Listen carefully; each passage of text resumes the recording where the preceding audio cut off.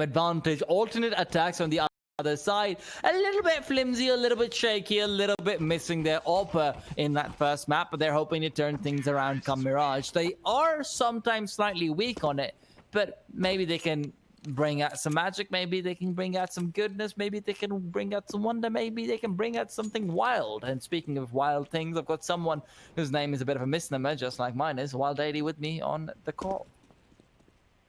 Oh man, this is actually a game that I'm looking forward to because of how Tikitakan were able to take away the first one. Not something that anyone would expect, and you've said it before. We've all heard that before. That alternate attacks are the gatekeepers. Also, are Tikitakan going to pull through We've them? also heard me say this like 99 times at this point. That was the first ever time they were playing Overpass. If they can pull that off on alternate's map pick, I don't know what happens here on Mirage. They have a 100% win rate on Mirage in the past 2 months in the maps that they played on HLTD.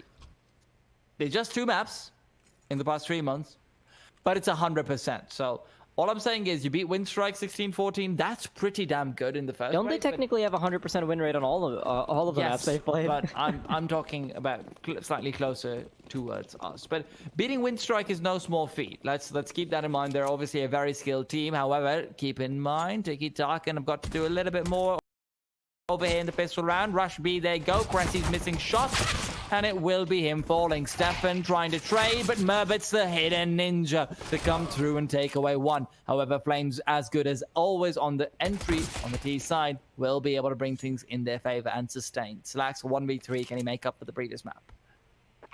1v3 still doable because it is a pistol round, and quick little tap to the head of Flames.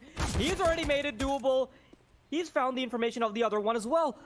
This could be definitely possible. He gets a few shots off, but he isn't quite connecting anymore. He gets that flash. He one tap, but can he get more? He picks up the second kill. He's looking for the third. Spams away, but doesn't quite get it. And that could have been the round for alternate, but Tikitakan, hanging by a thread, deny the 1 versus 3. You thought he'd win, didn't you? Yeah, for a second, especially when it started. Like he started spamming away. Yes. It got to the point where I'm like, okay, whoever hits this shot, it's GG. I'm sorry. There's nothing you can do about that. Still, Attax do not manage to bring it together. Now they are on the Deagles. They are on the Scout. I like this from Tikitakan. 4 players down mid, smoke off window, make sure there's no opportunities for some shenanigans with the Deagle. And then immediately afterwards, they take full mid control. They've literally got 5 players on mid. This is strange, to say the least, but re-smoking off mid window. They want to have the freedom of being able to go anywhere at this stage. Stefan. Smoking off short.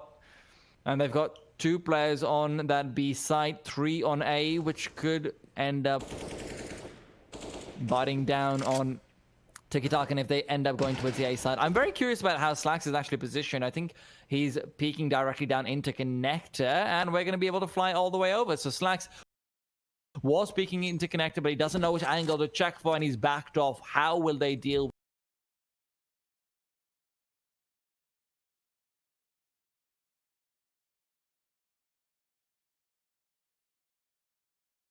with this aggression to Connector?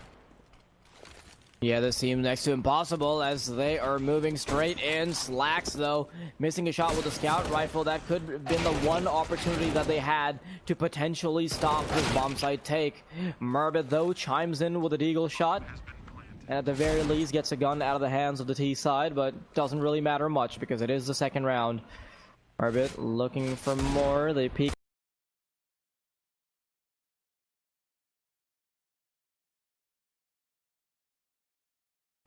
That only works out for Tikitakan because had they had somebody pushing in, they could have had all the control in the world because there's nobody there to watch the pushes. In all fairness, it's an eco round. It's a force fire round. They do need a miracle anyway. Right now, maybe that miracle could be Cressy. Who knows? Sphinx comes in with a quick kill. Cressy has one more, but it's Aben to clean up with a nice spray transfer. Merbit does make it expensive, so quite a bit of damage all in all, but Attax will not win the round as was expected. Slacks $6,000 on him.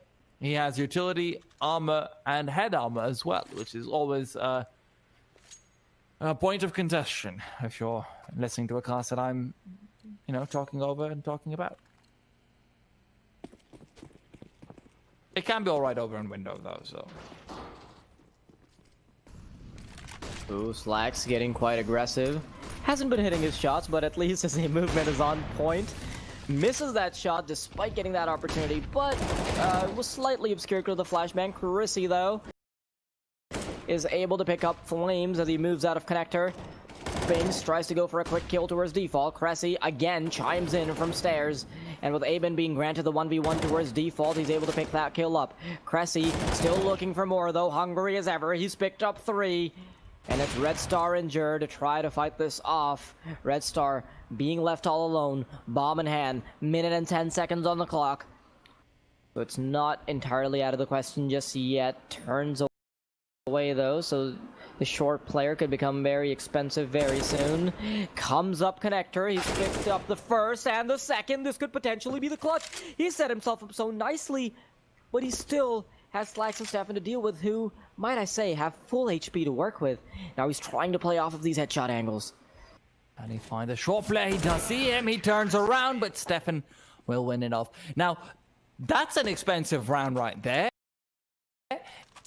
Tees do have a buy, but now the 2 rounds where they were forced to rebuy a lot of that armor and whatnot come into play. Look at these shots from Red Star. Beautiful stuff. Cressy being eliminated is so important considering he'd already found himself 3 kills. Cressy is the player along with Murbet who I think are the players to watch out for on Mirage. These guys take control. They know exactly when to peek around their angles, how to play around those tiny little corners that Mirage can offer. Over on short, over towards default, over towards the A site. So, you've got to be careful if you're Tikitakan going up against them. However, now the first few rounds where they lost a bit too many weapons, where they were forced to rebuy all those armors, they're coming back to bite them. Flames on the Deagle, and you don't want to see that happening. Flames is the entry fragger who just gets it all together for Tikitakan, so you want him on the AK. Bomb still very indecisive. They've thrown a smoke towards top connector to block off that vision as the teammates move up towards mid. Good supportive smoke there that allows them some room to walk around and potentially clear out some angles. Molotov rolls through. Window. Thumb control has been established. Aben, though, he picks up the first in connector. And that might just be the opening that they need. Murbet, though, he's still holding onto the B-bomb site. Red Star has fallen, but Murbet is on 2 HP. This is going to be a big ask for him to stick to, and he does not have an answer. Cressy, left alone, backs away, and Tikitakan, man, what a performance from them so far on Overpass. And they seem like they're carrying it through on Mirage. Ooh. Didn't that kind of look like Aben might have just gotten it? Because of the way Cressy was positioned, that was a bit of a one-way angle for the player from Tikitakan.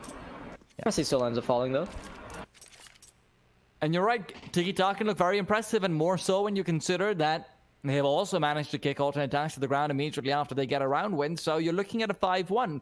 Alternate attacks, win as many rounds as you want afterwards, you're not going to get that free equalizer that you would have had should you have won this one. So Tikitakan, despite some inferior firepower, despite Flames being on a Deagle, and being tagged down early, might I add, that does end up being a win for them.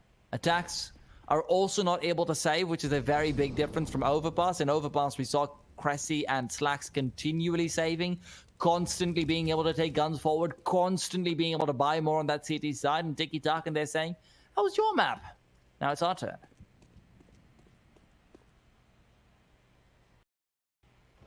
Look at Tikitakan, though. Look at their attention to detail. They're not pushing in just yet. They know that alternate attacks will be playing these close angles.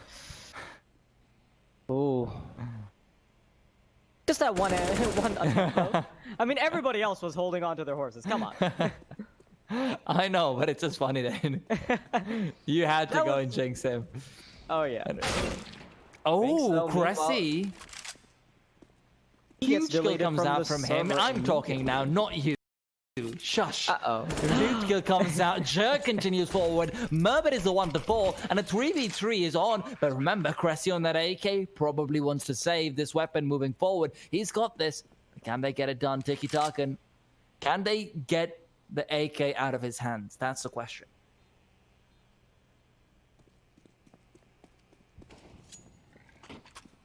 I mean, they've gotten a couple of AKs, which is good, I guess, but Tikitakan, they're coming off so strong already. 5 rounds on the board now. Alternate attacks. They're at best hoping to get some guns away, and even these 2 AKs, it'll be very difficult to get away with. Well, actually, no. The bomb just ticked down. They're all the way far away, but whatever. Still, those AKs will be very important moving in. Slacks on the AWP without any Kevlar. Even if you're winning this round, alternate attacks would have otherwise been in a precarious situation if you lose 3 players. Those AKs, that changes it. A little bit more breathing room. You can lose a few more players. You can say, Slacks. Actually, no, you can't tell Slacks that you can die, but hey. Cressy, early movement upwards, but he's not good for the kill. It's only Slacks to have found the opener, and Spinks' position is perfect. He's come through with 2. What a play, man. That is so incredibly well done. Yeah, Tikitakan making it so clean, too. I mean, they're getting away with pretty much all of their weaponry. At best, they lose 1 or 2 players. And alternate attacks, on the other hand, I mean, look at that kill distribution. Skrunk is on 0 kills at the moment. Slacks isn't able to step up. And, well, this is really the time where you need a player like Slacks to start stepping up. Because as the op player, as the one person that has the pivotal power to be able to get those early picks, stop a push before it happens, it's your responsibility to really allow your team to maneuver back into the game. Does he grant them that privilege, though? And those weapons are also removed from the hands of alternate attacks. Tikitakan, 6-1. Attacks can still actually go for a buy on 2 of their players and circle it around them. You can also drop over an AWP towards Stefan. They won't go for it, but I think there's actually a few spaces around Counter-Strike. And look at those kills from Spinks, man. Huge. But I think there's actually a place in Counter-Strike for the 2-gun buy, where you try and stack a bomb site with those 2 weapons, no one else buys, and then your entire goal is save or find kills on that bomb site. So there's arguments to be made for it and against it. Largely, I've heard those against, but look at Stefan. He is trying to put up a case for a quick kill of his own. Unfortunately, that will not come to fruition. Cressy has been found. Aben heard him chucking the nade forward, but he doesn't transfer. Aben, though, he punishes Cressy immediately for trying to be cheeky around the smoke. Cressy, though, he still gets away with a deagle kill, and that's fine.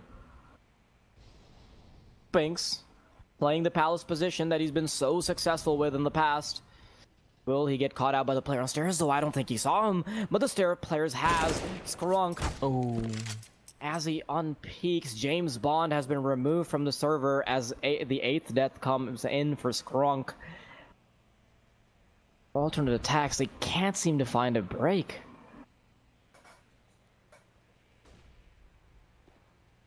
TT's hoping to recover the AK that was dropped earlier on, but Aben is ready. He is just making sure that they won't find that. All in all, really good stuff from Tikitakan and making sure that the economy and the guns that have been dropped are not going to be taken forward. I really like this from them. Merbit, maybe he can get a kill over here, though, with the deagle. You can actually do quite a bit. I don't know if that AK was thrown away or not on his side.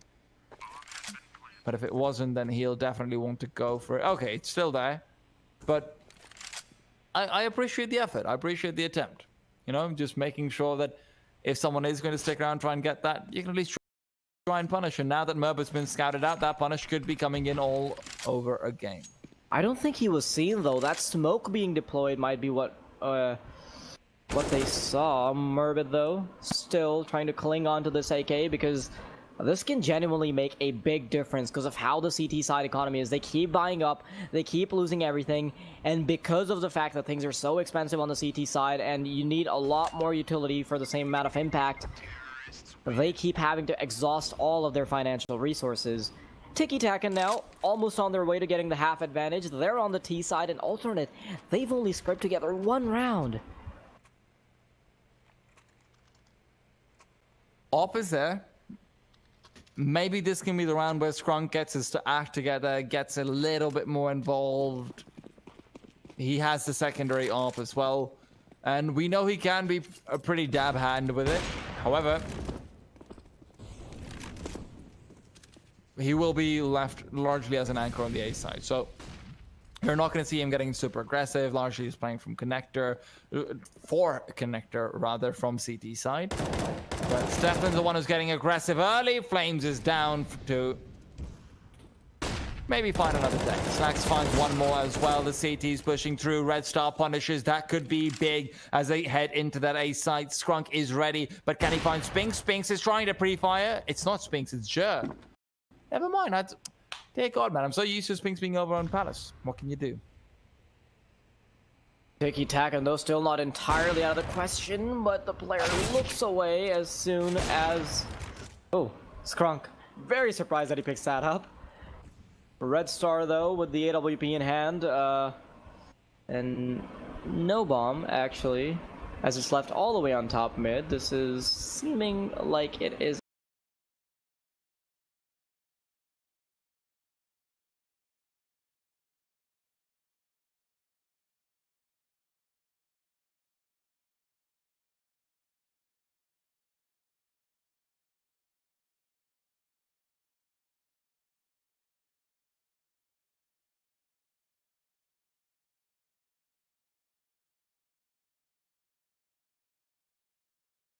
impossible for him to get. I mean, just running to the bomb right now and trying to plant it would just take 20 seconds of its own. So 20 seconds to kill all these players and 20 seconds for the bomb doesn't seem like a world of time.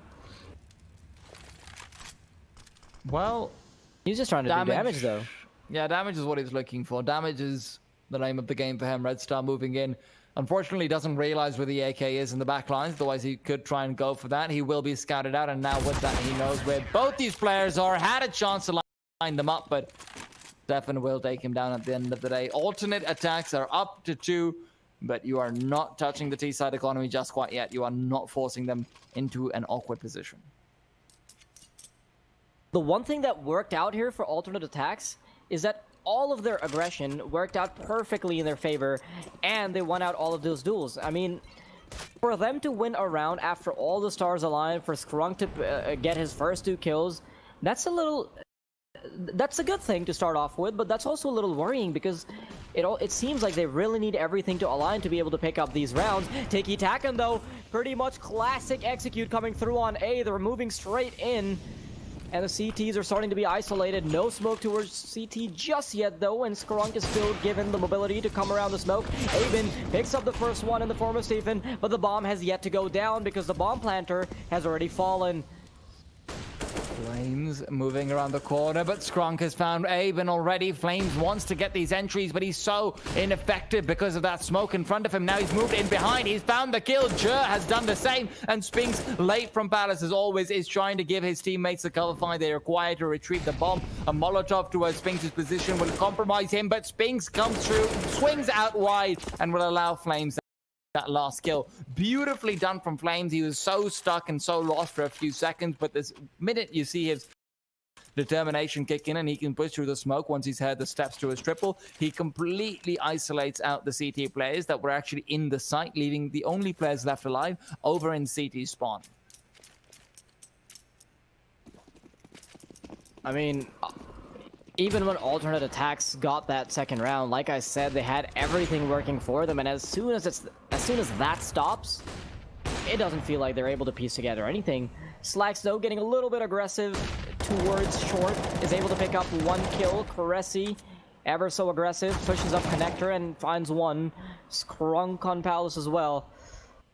And you see, this is what I'm talking about when I say everything aligns, because every single point of aggression, when that works out for them, that's the win condition for alternate attacks to be getting these rounds. But unfortunately, alternate, they don't seem to be showing as much aggression as they should. Flames, though, he's been so good with these entries. Oh man, for a second there, I thought he was going to get the second one too. I think alternate attack still in a position where they can try and fight back for a 6 to 9, maybe something on those lines. But Joe will back off. AWP in his hands, trying to. You know what? I wouldn't mind him just throwing it away, honestly, and picking up another AK. Force the CTs to rebuy the op. You do have a buy on the T side, if I'm not wrong, in the next round, but I don't know how much their loss bonus is. It can't be more than. Actually, their loss bonus is 1,400, so never mind. You might just want to save in that case. I mean, Jer can drop in Galil if need be.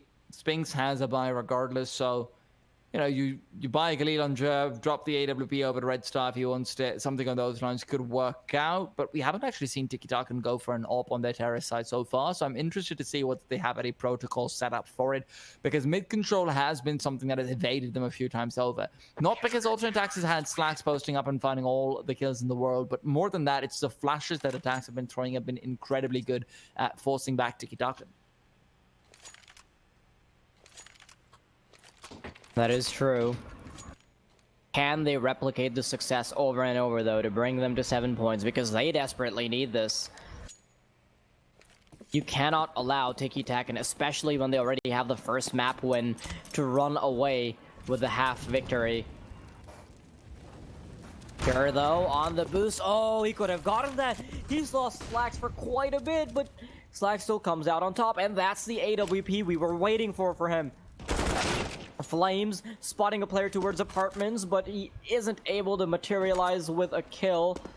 5-on-3, Attax, back in the captain's chair, back on potentially getting the advantage. Well, it'll be a while before they get the advantage, actually, because they're gonna have to wait for the second half to do that. Tikitakan in this 3v5 can still do a lot of damage, can still actually get the bomb down potentially. Their 2 smokes will bring up possibilities where that could come to fruition, but right now they have to win the 3v2 if they can bring that last player over, but right now just the 2v2 on the B bomb site without losing too many players. At most they can lose 1 and have a 2 versus 3 later on, but that'll be so difficult when you consider Murbit's position over on Jill.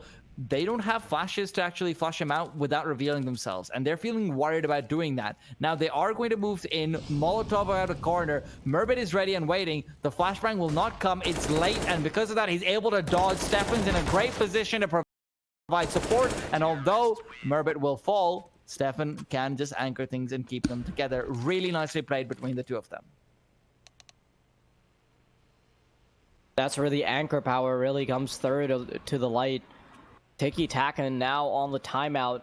Makes sense too, because they don't want to lose their grip on this game. They know they have the first map win. They know they have the advantage. They just need to bring it to the finish line, but it's so close yet so far when you're playing against a team like Alternate.